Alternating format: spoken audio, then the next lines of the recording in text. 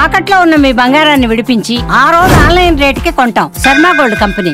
నమస్కారం, సుమన్ టీవీకి స్వాగతం. మార్చి నెల ద్వాదశ రాశుల వారికి నవగ్రహాల సంచారాన్ని బట్టి ఎటువంటి ఫలితాలు వెలువడనున్నాయి, వాటికి ఎలాంటి పరిహారాలని పాటించుకోవాలి, ఈ అంశంపై మాట్లాడేందుకు మనతో పాటు ఉన్నారు ప్రముఖ ఆస్ట్రో మరియు వాస్తు వేదిక్ నిపుణురాలు, దేవి ఉపాసకురాలు శ్రీమతి జయప్రద గారు. అమ్మ నమస్కారం. నమస్తే అమ్మ, శ్రీమాత్రే నమః.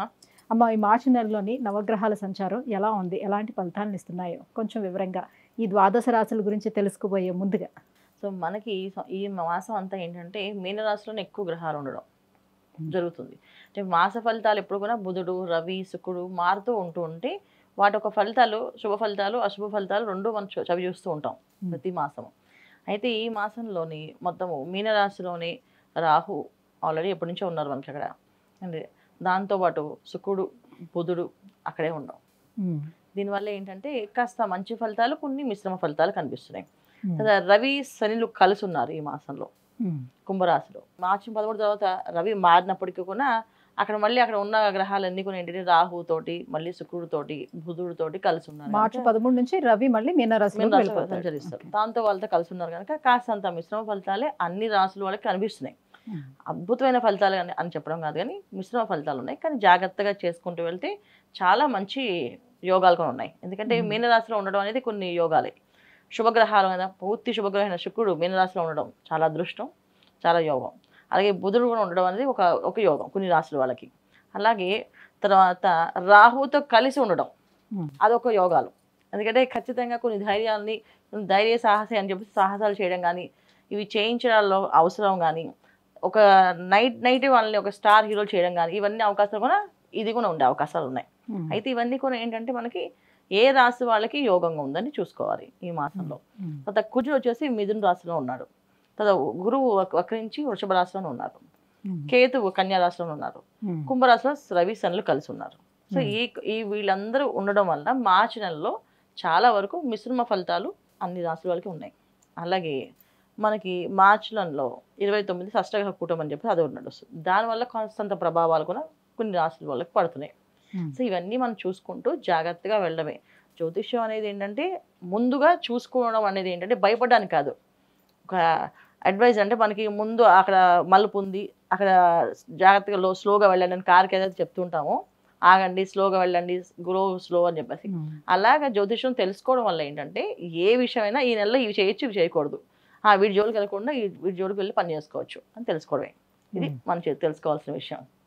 అమ్మ, మార్చి నెల వృశ్చిక రాశి వారికి ఎలా ఉండబోతుంది? వీళ్ళకి వృశ్చిక రాశికి రాశి అధిపతి అయినటువంటి కుజుడు అష్టమ స్థానంలో ఉన్నాడు.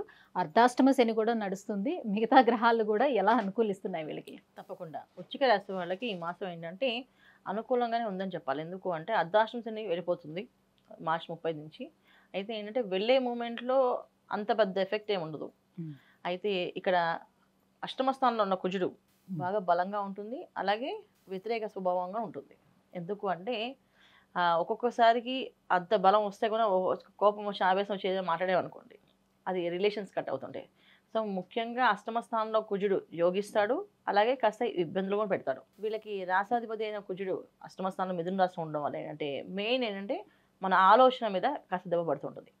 సరైన నిర్ణయాలు తీసుకోలేకపోవడము, సరైన విషయాల్లో మన అవగాహన లేకపోవడము, సమయస్ఫూర్తిగా మాట్లాడలేకపోవడము, ఆ సమయానికి ఈ విషయం చెప్పలేకపోవడము, ఇవన్నీ జరిగే అవకాశాలు ఎక్కువగా ఈ వృశ్చిక రాశి వాళ్ళకి ఈ మాసంలో ఉన్నాయి. అందుకని ఈ మాసంలో వీళ్ళు కొంచెం జాగ్రత్తగా మాట్లాడేటప్పుడు ఎవరైనా సపోర్ట్, అంటే వీళ్ళ ఆలోచనలే, అది వీళ్ళ సొంత ఆలోచన సరే, అది భార్యకో అలాగే ఆడవాళ్ళు అంటే భర్తకో చెప్పి ఇది నా ఆలోచన విధానం, ఇది చెప్దాం అనుకుంటున్నాను అని ఒక మాట అడిగి, లేదా తెలిసిన స్నేహితులు, బంధువులు ఎవరైతే దగ్గరగా ఎక్కువ సన్నిహితంగా ఉంటారో వాళ్ళని అడిగి సలహా చేసుకుంటే ఉత్తమమైన మార్గాలు. లేకపోతే పడే కష్టానికి తనే తెచ్చుకున్నట్టుగా ఈ బాధలు అనేది తెచ్చుకోవాల్సి వస్తుంది.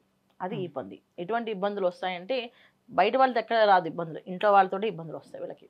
ఇంట్లో బంధువులతోటి, చుట్టాలతోటి, తర్వాత వీళ్ళ ఇంట్లో సంతానంతో ఇబ్బందులు కనిపిస్తున్నాయి. బయట వాళ్ళు ఎక్కడ లేదు. సంతానం వ్యతిరేకంగా ఎదురు తిరగడం కానీ, సంతానం మాట వినకపోవడం కానీ, సంతానం వల్ల వచ్చే కాస్త ఇబ్బందులు కానీ ఇవి జరిగే అవకాశాలు ఉన్నాయి. లేదా వివాహ ప్రయత్నాలు వాళ్ళ కోసం చేస్తూ వీళ్ళు విఫలం అవడం, వివాహం చేయలేకపోతున్నాం, ఈ సంవత్సరం అమ్మాయికి వివాహం చేయాలనుకున్నారు, అబ్బాయిని వివాహం చేయాలనుకున్నారు, మంచి సంబంధాలు రావట్లేదు, అన్ని సంబంధాలు ఇబ్బంది పెట్టే సంబంధాలు వస్తున్నాయి. దానివల్ల వీళ్ళు నానా కష్టాలు పడ్డాము. ఉదా ప్రయాణాలు, ఉదా శ్రమ అంటే ఏంటంటే ప్రయాణం వెళ్తాం కానీ ఆ ప్రయాణం ఫలించదు అండి, శ్రమ పడతాం కానీ దాని తగ్గ ఫలితం రాదు. ఇవి కొంచెం వృశ్చిక రాశి వాళ్ళకి ఈ మాసంలో కనిపిస్తున్నాయి. అయితే వీళ్ళు చేయాల్సిన ఏంటంటే వాళ్ళు చేసే పని అలా చేసుకుంటూ వెళ్ళడం తప్ప కొత్త ప్రయత్నాలు ఏమి చేయకూడదు. సప్తమ స్థానంలో ఉన్నటువంటి గురువు నుంచి ఎలాంటి హెల్ప్ ఉండదా?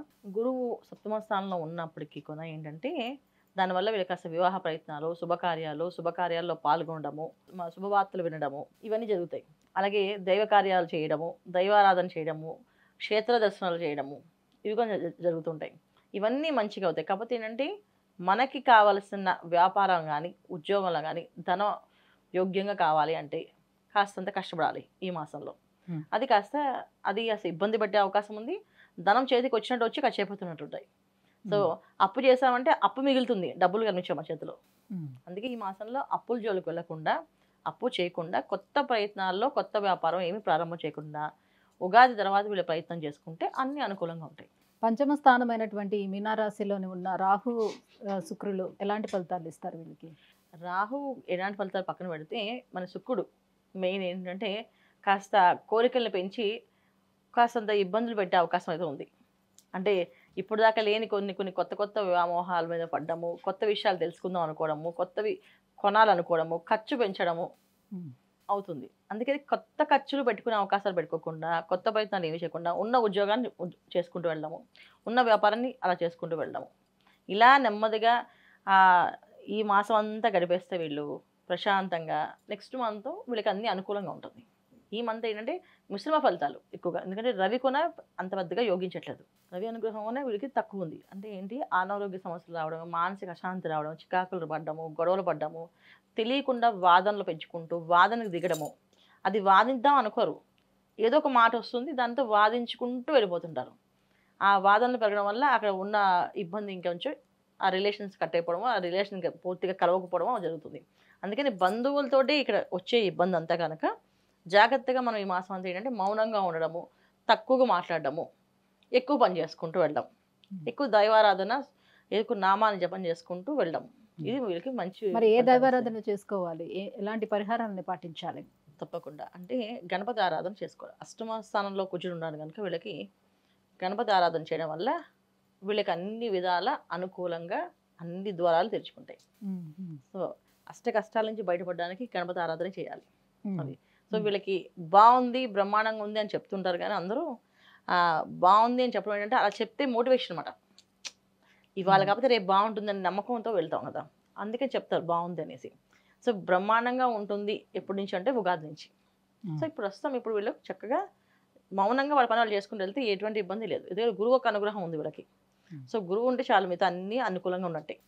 అందుకని చేసుకుంటూ ధైర్యంగా వాళ్ళ ధైర్యాన్ని కోల్పోకుండా, ఎక్కడ వాదనలు పెట్టుకోకుండా, వాదించకుండా, ఏదైనా విషయం సందర్భం వచ్చింది, వాదన వస్తుంది అంటే అక్కడి నుంచి వెళ్ళిపోవడం, వాదించకుండా అలా వెళ్ళిపోవడం వల్ల వీళ్ళకి ఉత్తమ మార్గాలు. అమ్మ, వృశ్చిక రాశి వారికి ఈ మార్చి నెల ఎలా ఉండబోతుంది, ఎలాంటి పరిహారాలను పాటించుకోవాలి, ఈ విషయాలు తెలియజేసినందుకు ధన్యవాదాలండి. నమస్తే అమ్మా. శ్రీమాత్రే నమః.